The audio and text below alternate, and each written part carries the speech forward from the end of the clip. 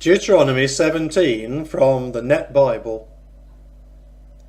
You must not sacrifice to him a bull or sheep that has a blemish or any other defect, because that is considered offensive to the Lord your God. Suppose a man or woman is discovered among you in one of your villages that the Lord your God is giving you, who sins before the Lord your God and breaks his covenant by serving other gods and worshipping them, the sun, moon, or any other heavenly bodies which I have not permitted you to worship. When it is reported to you and you hear about it, you must investigate carefully. If it is indeed true that such a disgraceful thing is being done in Israel, you must bring to your city gates that man or woman who has done this wicked thing, that very man or woman, and you must stone that person to death. At the testimony of 2 or 3 witnesses they must be executed.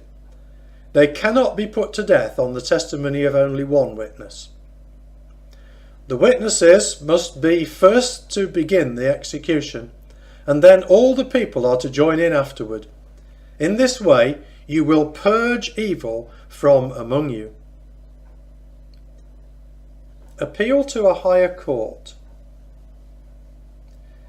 If a matter is too difficult for you to judge, bloodshed, legal claim or assault, matters of controversy in your villages, you must leave there and go up to the place the Lord your God chooses. You will go to the Levitical priests and the judge in office in those days and seek a solution. They will render a verdict. You must then do as they have determined at that place the Lord chooses. Be careful to do just as you are taught.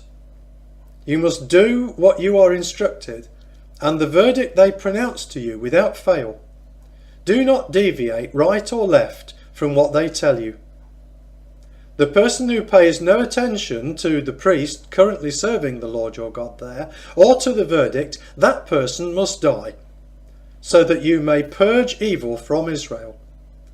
Then all the people will hear and be afraid, and not be so presumptuous again. Provision for kingship.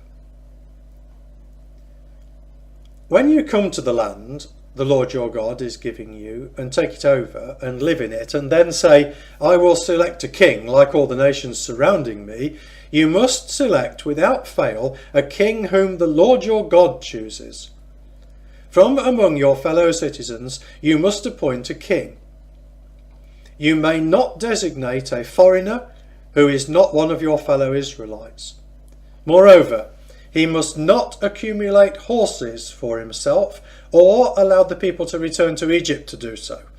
For the Lord has said you must never again return that way. Furthermore, he must not marry many wives, lest his affections turn aside, and he must not accumulate much silver and gold. When he sits on his royal throne, he must make a copy of this law on a scroll given to him by the Levitical priests.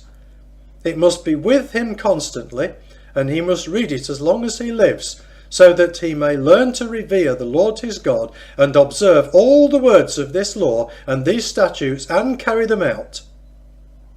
Then he will not exalt himself above his fellow citizens, or turn from the commandments to the right or the left, and he and his descendants will enjoy many years ruling over his kingdom in Israel.